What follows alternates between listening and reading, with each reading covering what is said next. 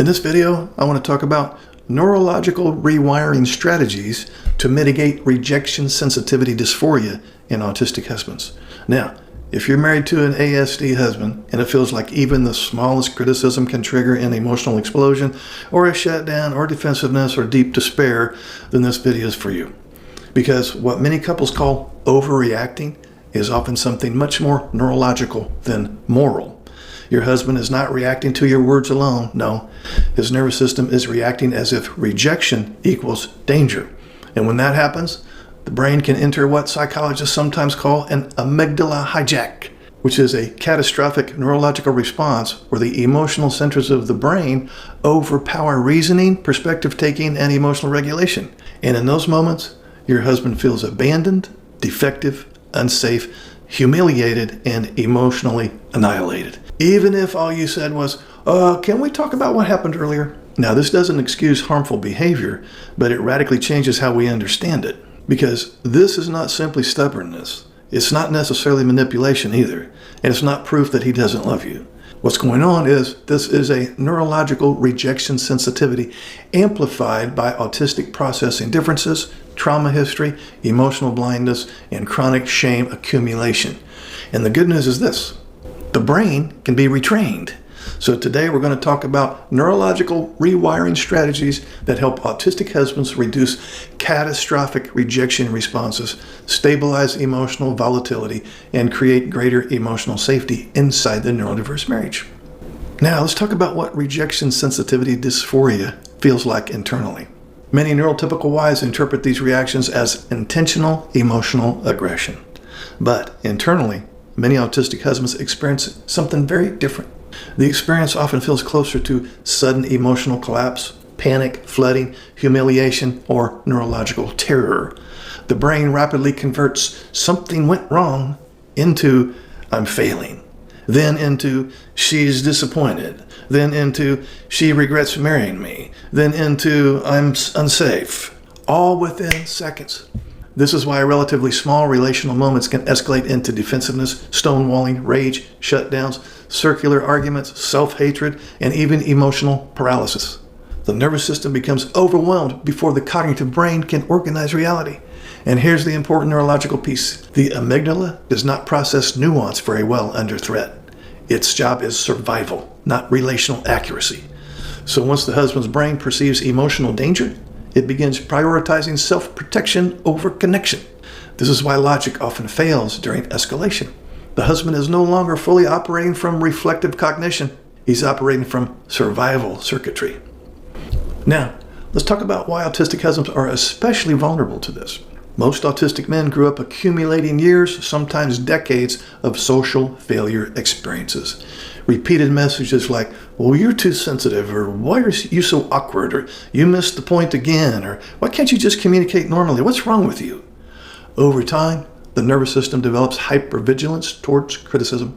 The husband may unconsciously scan constantly for disappointment, disapproval, tone changes, facial shifts, relational distance, frustration, emotional withdrawal. And because autistic processing often struggles with ambiguity, the brain fills in missing information catastrophically. A neurotypical wife may say something like, "well, I feel lonely tonight." But the autistic husband's nervous system hears, "you're failing as a husband again." And that gap matters enormously because the conflict is no longer about the original issue. Now the husband is battling shame physiology, and shame physiology creates neurological chaos. Now let's talk about the difference between shame and data. One of the most important rewiring tasks is helping the husband stop interpreting relational feedback as identity destruction. Now this is foundational because emotionally healthy marriages require feedback.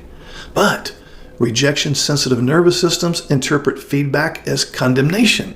So we must neurologically retrain the brain to separate "something needs adjustment" from "I am defective." That process begins by transforming emotional reactions into data points instead of verdicts. For example, instead of "she's upset, I ruined everything," you can learn to say to yourself, "my wife is signaling relational distress right now, so let me gather some information."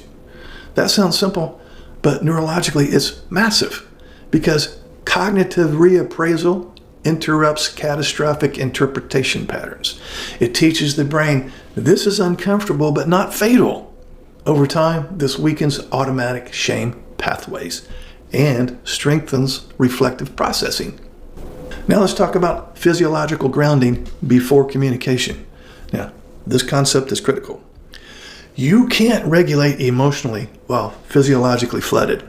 And many couples make the mistake of trying to solve the conflict before calming the nervous system.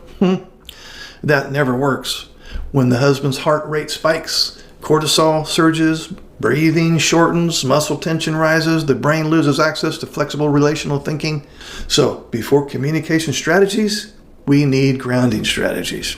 And here's going to be some powerful neurological grounding techniques. Number 1, orienting the nervous system. The husband pauses and physically looks around the room slowly. This tells the survival brain, I'm not trapped. I'm not under attack. I'm physically safe. That sounds deceptively simple, but it reduces amygdala activation. Number 2, lengthened exhalation. Longer exhalations activate the parasympathetic calming response. So you're going to try to inhale for 4, exhale for 8, not to suppress emotion here, but to reduce physiological overwhelm. Number 3, research consistently shows that labeling emotional states reduces limbic activation. So instead of, I'm freaking out, the husband learns to think, my nervous system is perceiving rejection right now. That subtle wording shift creates psychological distance from the reaction. 4, physical pressure input. This could be weighted blankets, holding eyes, pressing feet firmly into the floor, cross-body tapping. These techniques help regulate sensory overload and reduce nervous system chaos. The goal is not emotional perfection, of course. The goal is reducing neurological hijack intensity enough to regain reflective cognition. Now, let's talk about some deliberate script shifting.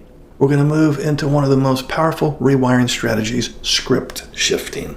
Most emotionally volatile reactions happen because the brain automatically runs old scripts. Scripts like, I'm failing, I'm disappointing her, I never get this right, she's pulling away, I'm being rejected, I'm being criticized again. These scripts fire rapidly and unconsciously, so we must intentionally replace them, not with fake positivity, but with regulated accuracy. So here's some healthier replacement scripts. Instead of, she's criticizing me again, try, she's trying to communicate emotional pain. And instead of, I'm under attack again, try, my nervous system feels threatened, but this conversation is still safe. Instead of, I ruined everything, I'm never going to make her happy, try, this is one difficult interaction, not the entire marriage. And instead of, she regrets marrying me, try, she's asking for emotional connection. Your brain changes through repetition, not insight alone. And this is why practice matters. Neural pathways strengthen through repeated activation. So every time the husband interrupts catastrophic interpretation, he weakens the old circuitry and strengthens regulation pathways instead. We're talking about neuroplasticity here. Let's talk about how the neurotypical wife can help without walking on eggshells, okay?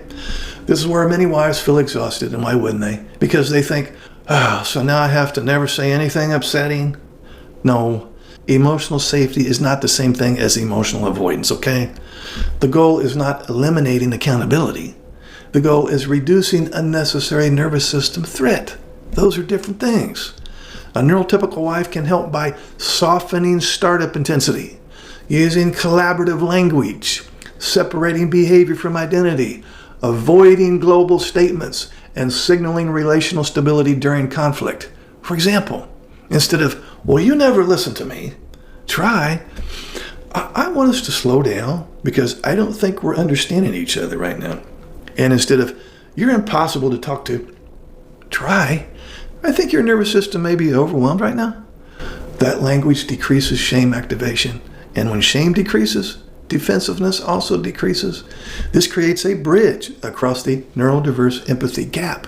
The husband begins feeling less neurologically endangered, and the neurotypical wife begins feeling less emotionally abandoned. This is where stabilization starts. And wouldn't that be great? Now let's talk about the long-term goal here, which is emotional recovery speed. Many couples measure success incorrectly. They think success means no more emotional reactions. That's unrealistic. It's never going to happen. A better goal is faster recovery, less escalation, and greater repair capacity. Can the husband notice activation earlier? Can he regulate faster? Can he re-enter connection sooner? Can the couple repair before emotional destruction spreads? That's real neurological progress. And over time, the marriage becomes safer because both partners stop fearing emotional catastrophes. The husband no longer experiences every conflict as annihilation, and the wife no longer feels trapped in endless emotional explosions. Now, if this video describes your marriage, I want you to hear something very clearly. Your relationship is not doomed simply because the nervous system reacts intensely. Neurological patterns can be retrained. Your husband can lay down some new neural pathways, develop new habits. Emotional regulation can improve, shame cycles can weaken, and emotional safety can grow even in deeply exhausted neurodiverse marriages. But it requires both compassion and structure. Not blame, not minimizing, not excusing harmful behavior. Compassion, structure. Because when couples stop viewing these reactions as moral failures and start approaching them as nervous system events that can be rewired, everything begins to change. Now, if this video helped you better understand rejection sensitivity dysphoria in autistic husbands, subscribe to the channel. And if you're trying to build emotional safety inside a neurodiverse marriage, leave a comment below sharing what part resonated most with you. You're not alone in this. See you in the next video. Would you like to schedule a paid private coaching session? This will be in the form of a face-to-face Zoom call. Underneath any of my videos, you'll see this Calendly link. If you click on that link, it'll open up my calendar. You can pick the available days and times that works for your schedule. You'll get a follow-up email immediately after purchasing a session that will have the Zoom link that coincides with the day and time that you picked. I will get an email too that you scheduled a session, and I will be available on that exact day and time, and we will talk. I look forward to working with you. Hey guys, this is Mark. Some of you may not know that I have a lot of books on Amazon. So if you like my videos, you'll like my books. I have several for ASD spouses, for NT spouses, and for the neurodiverse couple. Underneath any of my videos, you'll see this link. Feel free to click on that link and see what's available. I'm sure you'll find something that applies to you. So if you're struggling in your neurodiverse marriage, help is available, one click away.